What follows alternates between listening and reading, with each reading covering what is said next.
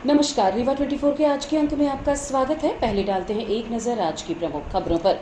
कुत्ते की काटने के बाद मासूम करने लगा अजीब हरकतें, डॉक्टर ने हाथ किए खड़े। ज्योति किंडरगार्टन में बच्चे के साथ अमानवीय व्यवहार को लेकर बाल आयोग ने स्कूल प्रबंधन पर लगाया 50,000 का जुर्माना।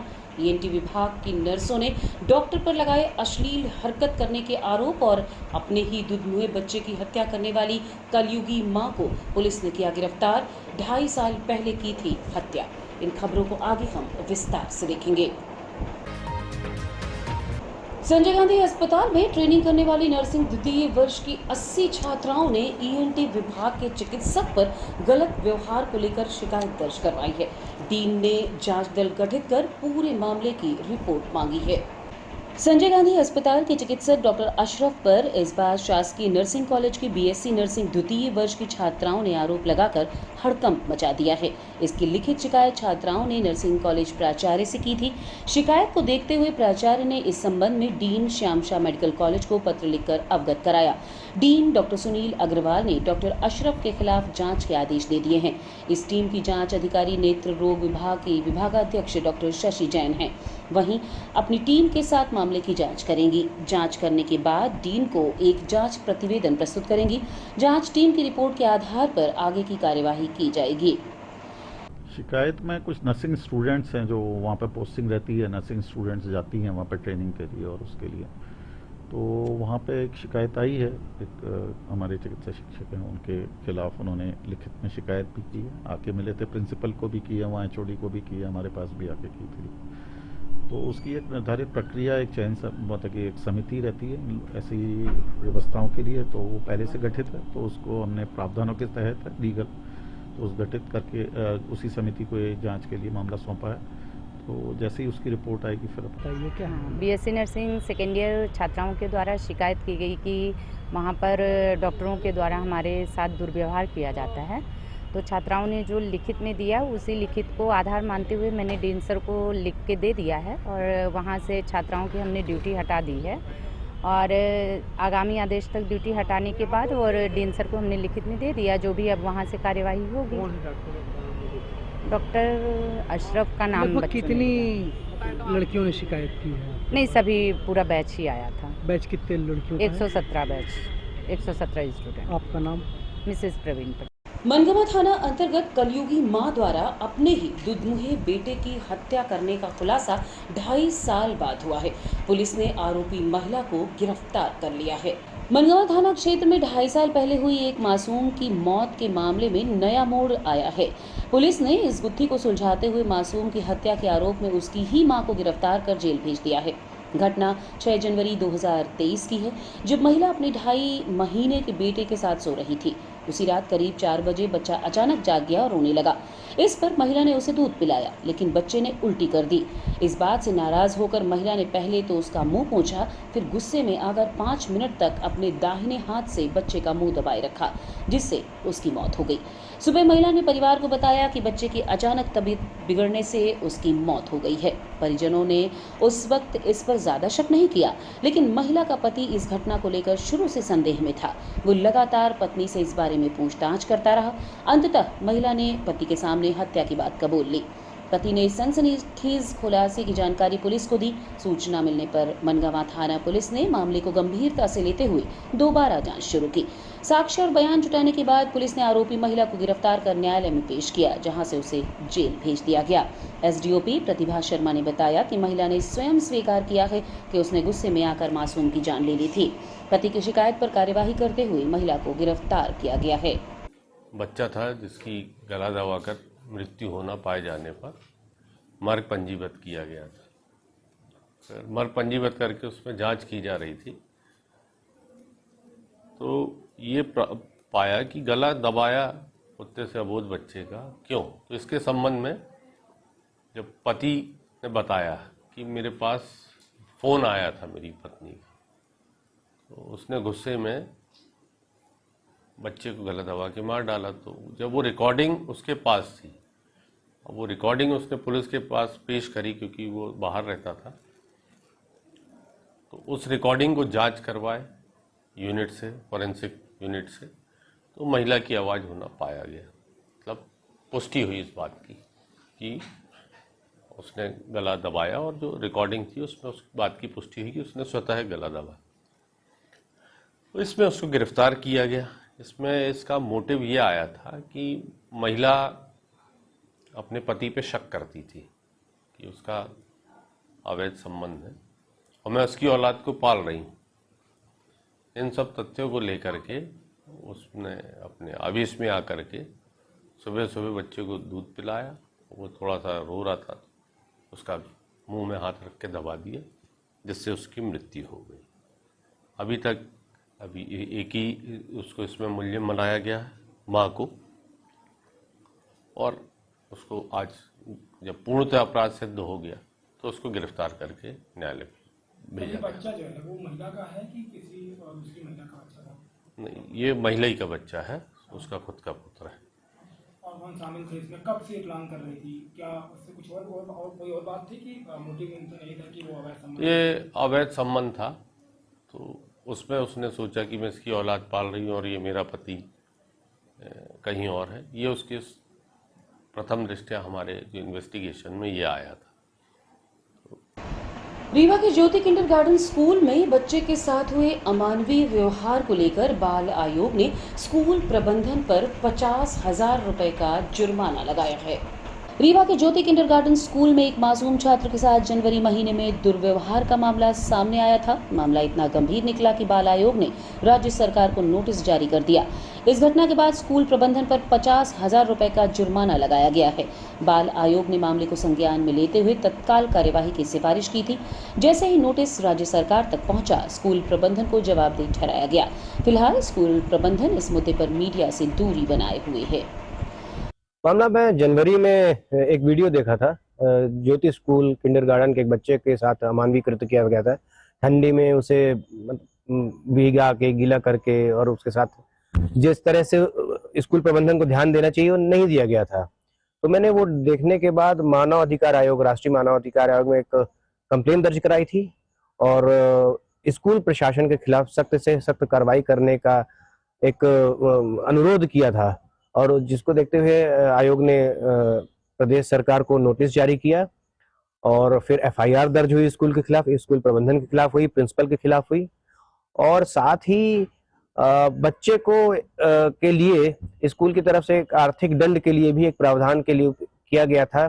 राज्य सरकार को आयोग ने भेजा था कि क्यों ना किया जाए, जिसको राज्य सरकार ने माना और स्कूल से उस बच्चे को 50,000 रुपए की एक सहायता उपलब्ध कराई गई। आर्थिक दंड के रूप में स्कूल को ये किया गया।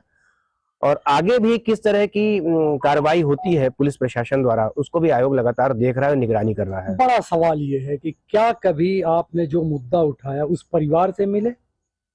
नहीं, मैं आज तक कभी उनके परिवार से नहीं मिला, ना मैंने बच्चे से मिला, ना उनके अभिभावकों से मिला। फोन में 1-2 बार जरूर बात हुई थी उनके अभिभावक से, पिताजी से, लेकिन मेरी कभी किसी से कोई भेंट नहीं हुई, न मैंने कभी देखा। मैं केवल वो वीडियो देख के, जो एक मानवीय पहलू होता है, उसके कारण मैं जब बच्चे को, छोटे बच्चे को देखा, तो ये किसी का भी बच्चा हो सकता है, मेरा बच्चा भी हो सकता है, मैं ये सोचकर। जवा जनपद अंतर्गत कोनी कला में आजादी के 7 दशकों बाद भी सड़क नसीब नहीं हुई है, जिसको लेकर ग्रामवासियों में आक्रोश है। देखिए ये खास रिपोर्ट। बरसात आते ही रीवा जिले सिरमौर विधानसभा अंतर्गत ग्राम पंचायत कोनी कला के ग्रामीणों के घरों में कैद होने को मजबूर हो जाते हैं। पिछले 3 दिनों से रुक रुक कर हो रही बारिश ने कच्चे सड़क मार्ग को दलदल में तब्दील कर दिया है। हालात ये हैं कि जिन रास्तों से वाहन गुजरने चाहिए उनसे पैदल निकलना भी मुश्किल हो गया है। लोगों के सामने अपने दैनिक उपयोग के सामान के लिए पड़ोसी गांव अथवा कस्बों तक जाने में पाबंदी लग गई है। सबसे बड़ी समस्या बीमारी अथवा डिलीवरी के वक्त होती है, जब लोग अपने परिजनों को कंधे पर रखकर ले जाने में भी काफी दिक्कतों का सामना करते हैं। इन मार्गों ने ग्राम विकास के शासन की अवधारणा पर प्रश्न चिन्ह लगा दिया है।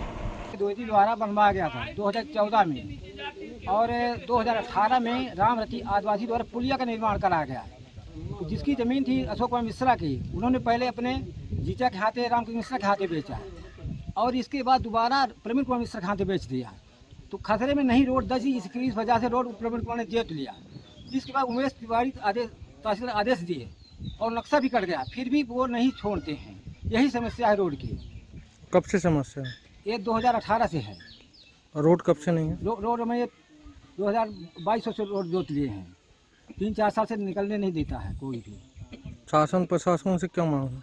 हमारी मांग है कि रोड खुलवाई जाए, शासकीय जमीन छोड़वाई जाए हमसे। मतलब जबरदस्ती दबंग द्वारा मतलब कर लिया ना। दबंगई द्वारा और यहाँ आज 15 साल से 3 सरपंच हो गए और सब उसमें पैसा निकाले, शासन दिया, प्रशासन दिया, काम किए, फिर भी करोड़ों रुपए खर्चा हो गया। पर जनता को इतनी बड़ी परेशानी है कि कहीं से वो जा नहीं पाता है।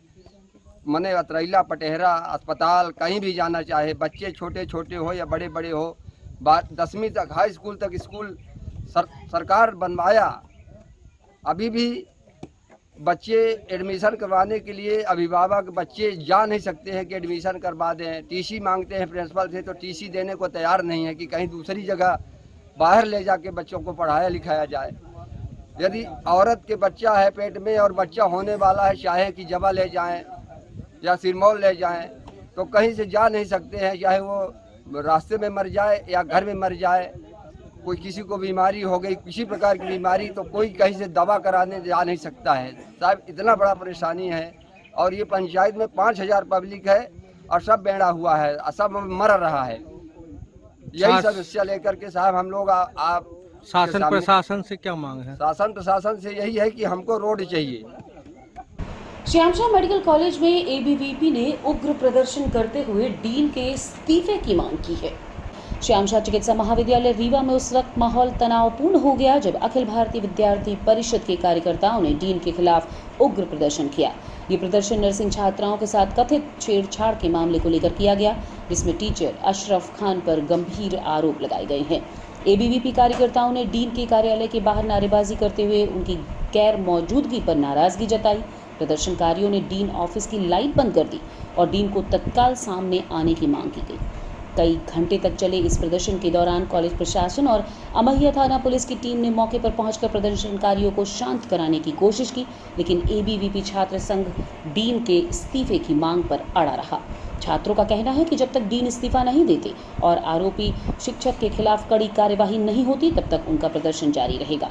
इससे पहले भी एबीवीपी ने छात्राओं के साथ हुए दुर्व्यवहार के मामलों को लेकर कॉलेज प्रशासन के खिलाफ मोर्चा खोला था, लेकिन प्रशासनिक कार्यवाही में देरी और ढिलाई को देखते हुए संगठन ने इस बार निर्णायक आंदोलन की चेतावनी दी है। कॉलेज प्रशासन की ओर से फिलहाल कोई आधिकारिक बयान सामने नहीं आया है, लेकिन प्रदर्शन के चलते कॉलेज परिसर में अफरा तफरी का माहौल बना हुआ है। छात्र छात्राएं डरे हुए हैं और कक्षाएं भी प्रभावित हुई हैं। इस पूरे घटनाक्रम ने कॉलेज प्रशासन की कार्यशैली और सुरक्षा व्यवस्था पर गंभीर सवाल खड़े कर दिए हैं। अब देखना होगा कि क्या डीन अपने पद पर बने रहते हैं या एबीवीपी के दबाव के आगे उन्हें झुकना पड़ता है। विद्यार्थी परिषद की तरफ से आए थे, हमें ऐसा पता चला था कि यहाँ पे किसी छात्रा के साथ मिसबिहेव किया गया है, जिसके लिए यहाँ पे हम शांति प्रदर्शन करने आए थे। जिसके बाद यहाँ पे हम आए, हम यहाँ डॉक्टर से मिलने वाले थे, पर वो ना बाहर निकल के हमसे बात कर रहे हैं, ना उन्होंने कोई शांति संदेश दिया। उन्होंने हमें कोई रिस्पॉन्स नहीं दिया, जिसकी वजह से यहाँ पे बहुत सारा हंगामा हुआ। उसके बाद यहाँ पे हमारे साथ मिसबिहेव किया गया, हमारी छात्राओं के साथ उनका गला खींचा गया, उनके कपड़े मिसबिहेव किए गए और यहाँ पे लाठी चार्ज भी की गई, जिनकी वजह से हमारे भैया लोगों को बहुत चोट पहुंची। हम चाहते हैं कि वहाँ से टीचर बाहर आए, हमसे मिले और हमसे क्षमा प्रार्थी रहे और उन्हें इस्तीफा देना होगा। नहीं, अभी हमारी नहीं हुई है।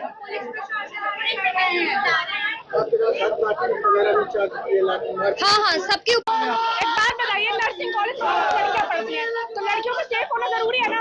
यहाँ हम लोग आए, हम लड़कियों के लिए आए थे, तो यहाँ पे जो लेडीज गार्ड है उनको हमारी समझनी चाहिए कि हम क्या सोच रहे हैं, क्या करने आए हैं।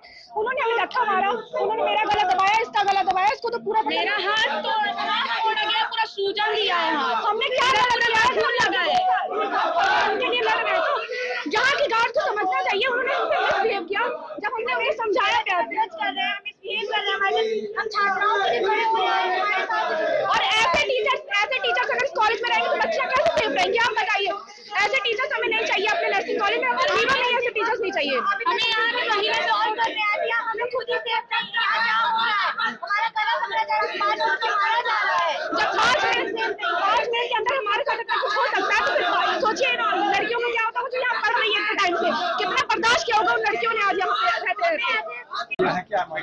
आज अखिल भारतीय विद्यार्थी परिषद रीवा नगर के कार्यकर्ता, नर्सिंग की छात्रा बहनें और विद्यार्थी परिषद के सैकड़ों छात्र कार्यकर्ता रीवा की प्रतिष्ठित जो मेडिकल महाविद्यालय कॉलेज है वहां पे एक शांतिपूर्ण अपना ज्ञापन आंदोलन एवं धरना प्रदर्शन करने आए थे। जो यहाँ के डॉक्टर अशरफ द्वारा जो ENT के विभागाध्यक्ष नर्सिंग की छात्राओं के साथ जो यहाँ पे उनके साथ दुष्कृत्य किया जा रहा है, दुर्व्यवहार अभद्रता की जा रही है हमारी छात्रा बहनों के साथ, उसके खिलाफ आज हम लोग एक वो छात्रा बहनों की आवाज बनने आए थे। लेकिन यहाँ की जो मेडिकल कॉलेज के सुरक्षा गार्ड है, जो यहाँ के डीन साहब है, उनके द्वारा हमारी छात्रा बहनों के साथ वो दुर्व्यवहार किया गया है। हमारे जो छात्र कार्यकर्ता आए थे, लाठी इनकी यहाँ के सुरक्षा गार्ड आप देख लेंगे कि लाठी लेकर के आए थे और लाठी से मारे, इनके यहाँ पे मार दिए, पूरा मुंह सूज गया, मेरे गले में पूरा खरोच आई। छात्रा बहन है किसके पूरे गला दबा रहे थे। ऐसे जो यहाँ पे मतलब यहाँ जो मेडिकल कॉलेज है वो पूरा गुंडा प्रशासन यहाँ पे पाले हुए है। यहाँ पे आप देखेंगे कि जो महाविद्यालय पशुपतिनाथ पांडे जो महाविद्यालय आपको मेडिकल कॉलेज से संबंधित एक एफिलिएटेड हॉस्पिटल है, संजय गांधी सुपर स्पेशलिटी, वहाँ पे जो पेरेंट्स आते हैं, मतलब जो मरीज आते हैं, उनके साथ किस तरह का आए दिन न्यूज में आ रहा है। तो इस सब के खिलाफ हम जिला प्रशासन एवं चिकित्सा मंत्रालय से मांग करते हैं कि रीवा शहर में चल रहा सीवर लाइन का काम लोगों के लिए मुसीबत बन गया है। देखिए खास रिपोर्ट। रीवा नगर निगम द्वारा शहर में डाली जा रही सीवर लाइन के काम ने नागरिकों की मुसीबतें बढ़ा दी हैं। पहले से बनी अच्छी सड़कों को खोद दिया गया, जगह जगह बड़े गड्ढे होने से लोगों का चलना मुश्किल हो गया है। वहीं जहां काम पूरा हो गया है वहां भी सड़क की मरम्मत नहीं की गई। अब बरसात शुरू होते ही सड़कों की हालत और खराब हो गई है, जिससे जनजीवन पूरी तरह बेहाल हो गया है। कई इलाकों में गड्ढों की वजह से पैदल चलना मुश्किल हो गया है। वाहन चालकों को दुर्घटना का डर सताता रहता है। स्थानीय निवासी नाराज हैं और नगर निगम की कार्यप्रणाली पर सवाल उठा रहे हैं। वहीं कुछ सामाजिक कार्यकर्ताओं ने भी नगर निगम पहुंचकर अपना विरोध दर्ज किया। वहीं नगर निगम में सामाजिक कार्यकर्ताओं और नगर निगम के बीच तीखी बहस भी हुई, जिससे काफी गहमा गहमी का माहौल निर्मित हो गया, जिससे नगर निगम आयुक्त को पुलिस भी बुलानी पड़ी, जिसे सिविल लाइन थाने की पुलिस ने पहुंचकर सामाजिक कार्यकर्ताओं को शांत कराया। इसमें हमारा जो करीबन को कम काम अभी बचा हुआ है, कुछ जगह पे सेटलमेंट जरूर हो रही है जहाँ पर डीप लाइन हमारी खुदाई हुई है। लगातार उस पर रिस्टोरेशन का काम भी चल रहा है। जहाँ पर भी ऐसी अभी समस्याएं आ रही है वहाँ पर भी हमारी टीम रिस्टोरेशन के लिए तत्काल लगी हुई है। अगर ऐसी कोई और भी समस्या आती है तो भी हम तत्परता से उसका निराकरण। अभी हमारा जो एस्टिमेटेड ये है कि 10 से 15 दिन में ये काम हमारा जितना मैक्सिमम काम है उतना वाइंड अप होना है। एक्सेप्ट थोड़ा सा गड्डी रोड का हमारा 1 सप्ताह का काम बाकी है। गुड रोड का हमारा करीबन 10 से 15 दिन का जो मेन रोड्स के काम है उतने बाकी है। बाकी हम अभी अंदर जो वार्डों के बीच में है वो ज़्यादातर जगह पे हमारा काम कंप्लीशन पे है। तो इसमें बाकी जगह पे ऐसी असल में हम जिस चीज़ के लिए आए थे वो रीवा जिले का मुद्दा है। रीवा जिले में जो सीवर लाइन डली है, सीवर लाइन डलने के बाद 2 महीने से स्थानीय व्यक्ति शिकायत कर रहे हैं, लिखित में शिकायत कर रहे हैं, कमिश्नर को बोल चुके, महापौर को बोल चुके। गलियों की स्थिति ये है सीवर लाइन डलने के बाद के व्यक्ति पैदल चलने लायक नहीं है। विवाद की स्थिति संगठन की तरफ से नहीं बनी, कहीं ना कहीं आज जो यहाँ पे हमारे कमिश्नर हैं बैठे पब्लिक सर्विस के लिए हैं, पर उनके यहाँ एक उनके ऑफिस में ऐसा माहौल देखा गया कि उन्होंने अपना पावर और स्टेटस दिखाने के लिए जो इस सामाजिक आंदोलन के लिए इस मुद्दे को उठाने के लिए आए थे उनको उंगली दिखा के पीछे बिठाने का बोला। विवाद उस जगह से शुरू हुआ। हमारा कहना केवल इतना है कि जो व्यक्ति सामाजिक मुद्दों के लिए इन कार्यालयों में आते हैं तो उनको सम्मानजनक रूप से सुना जाए। और ये जो आप पब्लिक सर्विस डिपार्टमेंट को पावर एंड स्टेटस डिपार्टमेंट बना के रखा है, इसका जो काम है उसको मुख्य काम करा जाए। एक और चीज हमें देखने को मिलती है कि जो व्यक्ति सीएम हेल्पलाइन नंबर से या किसी भी जरिए शिकायत करते हैं तो प्रशासनिक अमला उन पर कार्रवाई करने के लिए खड़ा हो जाता है, उनकी आवाज को दबाने के लिए। तो अखिल भारतीय ग्राहक पंचायत व्यक्तिगत रूप से ये निवेदन करता है और संस्थागत रूप से ये चेतावनी देता है कि इस प्रकार का यदि पावर और स्टेटस दिखाने के लिए आप अब इन कुर्सियों पे बैठेंगे तो उन पे जो भी हमें सामाजिक आंदोलन के माध्यम से आप पे कार्रवाई करनी पड़ेगी, हम कार्रवाई करेंगे। और रुकेंगे एक छोटे से विराम के लिए। आप बने रहिए रीवा 24 न्यूज के साथ। हड्डी जोड़ एवं रीढ़ रोग तथा स्त्री रोग एवं प्रसूति रोग का इलाज एक ही छत के नीचे।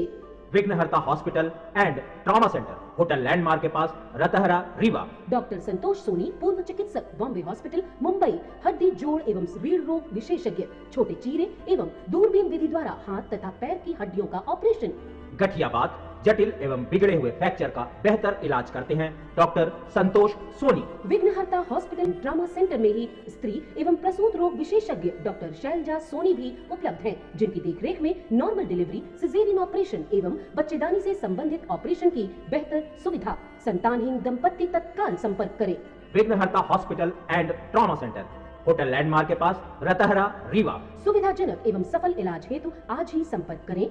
विघ्नहर्ता hospital and trauma centre, hotel landmark के पास, रतहरा, रीवा। मोबाइल नंबर 7828781983 अथवा 8462956774 पर।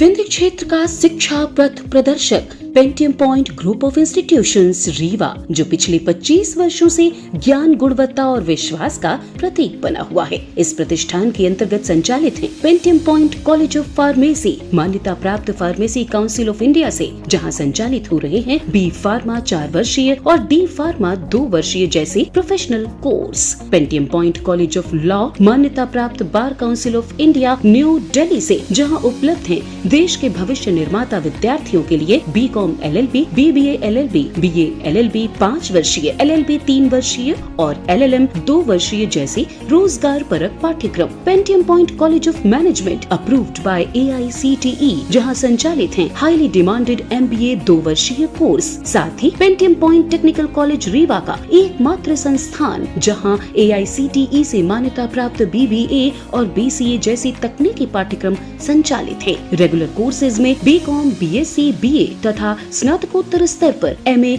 History, economics, sociology, MSc chemistry, biotechnology, computer science और PGDCA डिप्लोमा भी उपलब्ध है। यहाँ शिक्षण कार्य नेट, सेट व PhD धारक प्राध्यापकों द्वारा कराया जाता है। साथ ही उच्च गुणवत्ता की प्रयोगशालाएं, pharmacy lab, biotechnology lab, computer lab, moot court और विशाल पुस्तकालय संस्थान की विशेषताएं हैं। बौद्धिक और सांस्कृतिक गतिविधियों के लिए एक अत्याधुनिक ऑडिटोरियम, खेल गतिविधियों हेतु इंडोर और आउटडोर स्टेडियम, जहां शिक्षा के साथ संपूर्ण व्यक्तित्व का विकास सुनिश्चित है। So please visit Pentium point where vision meets excellence. Admission open, so visit today Pentium point group of institutions Rewa. जी हाँ, विंध्य क्षेत्र का शिक्षा पथ प्रदर्शक Pentium point group of institutions Rewa, जो पिछले 25 वर्षों से ज्ञान, गुणवत्ता और विश्वास का प्रतीक बना हुआ है। Yes, one and only Pentium Point Group of Institutions,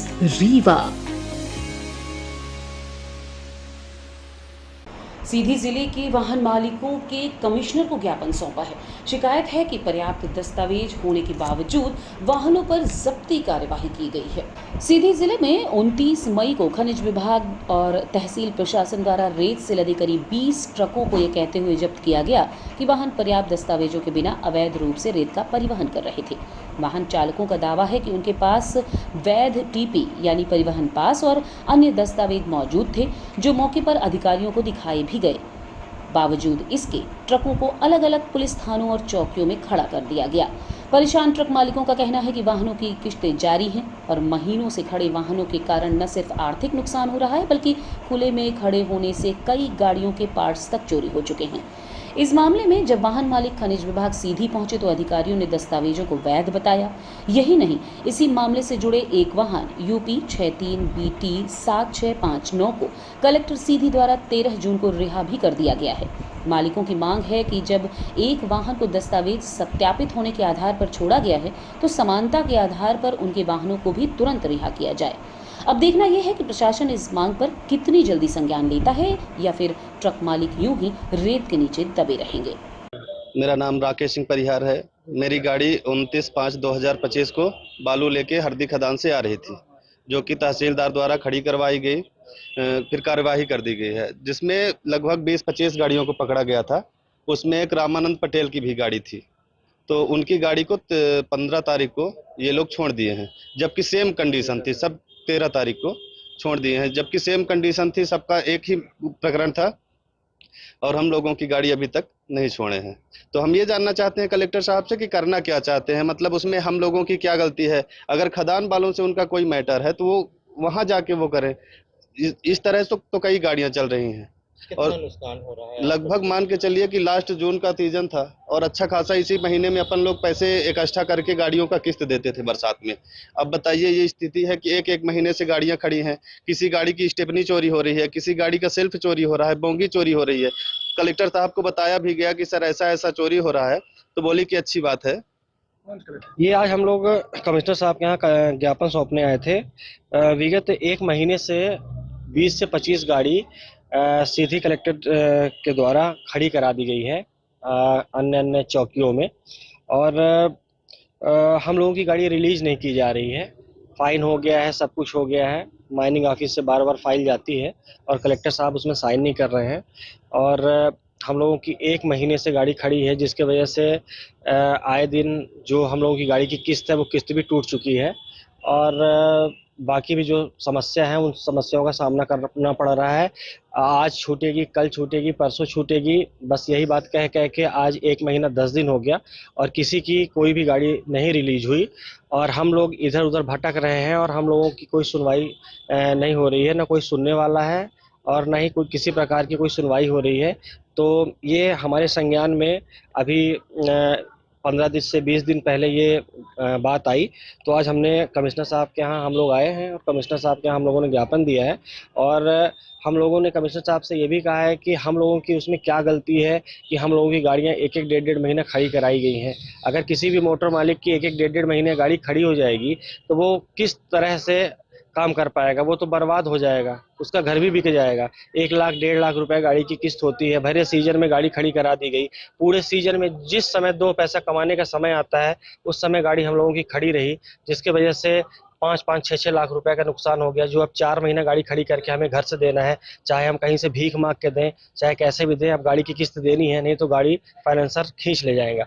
आवारा कुत्ते के काटने के बाद मासूम कुत्ते जैसी हरकतें करने लगा, यहाँ तक कि रेबीज का इंजेक्शन भी काम नहीं आया।